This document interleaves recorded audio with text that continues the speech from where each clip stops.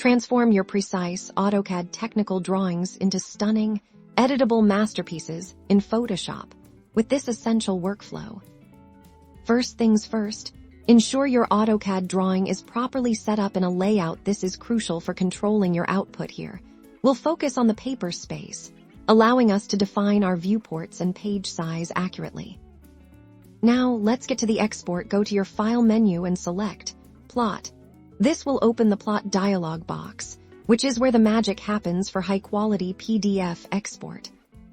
In the Printer Plotter section, choose a high-quality PDF plotter. We recommend a built-in Autocad PDF option, often labeled as Autocad PDF, high-quality print, or similar. Click on Properties to fine-tune the settings.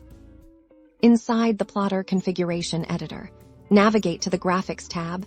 This is where we control the vector quality. Ensure the resolution is set to a high value, ideally 1200 dots per inch or even higher. This will preserve all those crisp lines and tiny details. Back in the main plot dialog box, confirm your plot area is set correctly. You can choose Extents to plot everything or Window. To select a specific area, make sure your paper size is set to your desired output dimensions. And crucially, set the scale to 11 for accurate representation.